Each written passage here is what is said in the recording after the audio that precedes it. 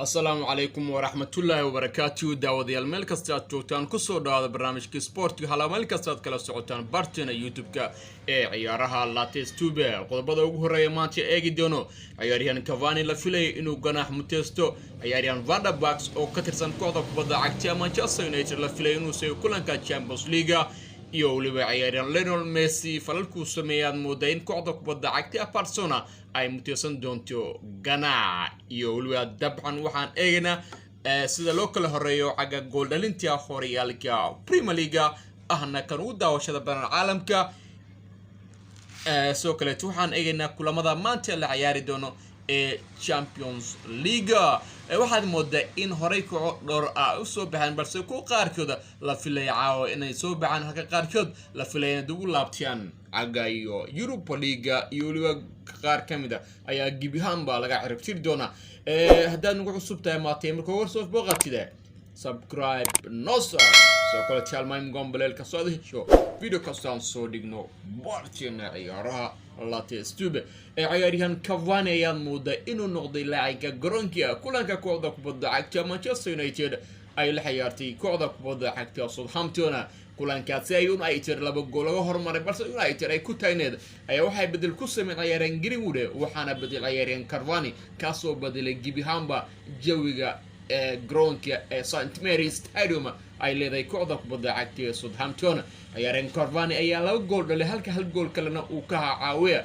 balse wuxuu sameeyay qaladaad boggiisa Instagram-ka isoo jawaab farcilna ku xaliyay mid ka mid ah taageerayaashiisa isoo ugu jawaabay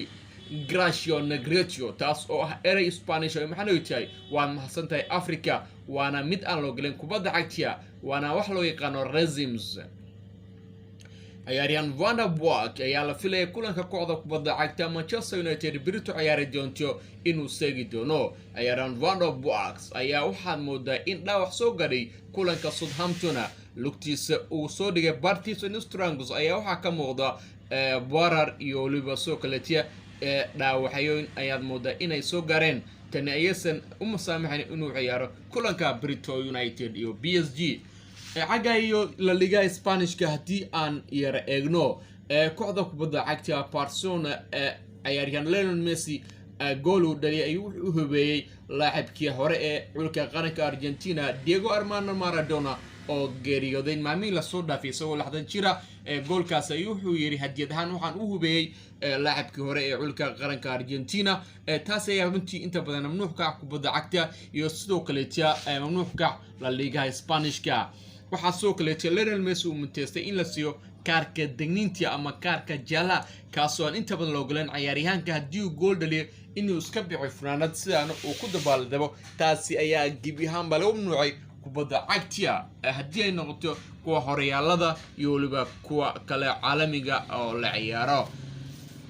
Champions League kulamada maanta la filay in la ciyaaro hadii aan eegno daawadayaal Lokomotiv Moscow ayaa waxay wajahay doontaa kooxda kubadda cagta Zalzburg halka kooxda kubadda cagta Shakhtar ay soo dhaweyn doonto kooxda kubadda cagta Real Madrid labadan ciyaaryahan ayaa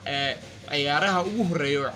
caawa la ciyaari doono 8 iyo qadar 30 daqiiqo habeenimo kulamada kale ee la filay caawa 12 la ciyaari doono waxaa kamid ah Athletic Madrid ayaa waxay soo dhaweyn doontaa kooxda kubadda cagta Bayern Munich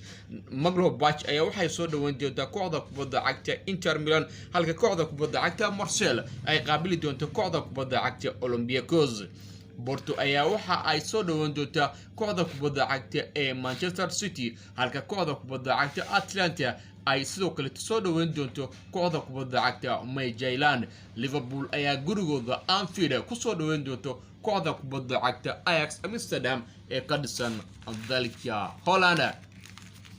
xagga gool dhalinta horyaalka Premier League kala horeyntii hadii aan eegno waxaa iminka horkacay ciyaaryahan Calvert-Lewin oo ciyaara kooxda kubadda cagta Everton oo leh 10 gool ciyaaryahan Son oo ciyaara kooxda kubadda cagta Tottenham Hotspur wuxuu leeyahay 9 gool ciyaaryahan Vardy oo ciyaara kooxda kubadda cagta Leicester wuxuu leeyahay 8 gool ciyaaryahan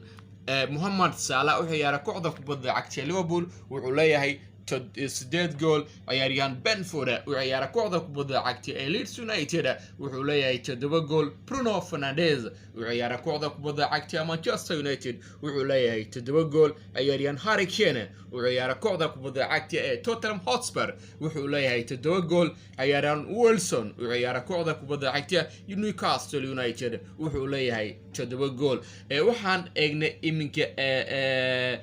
sideed ciyaaryahan ugu horeeyo ayaan eegana waxaan moodaa wali in waqtiga wali uu jiro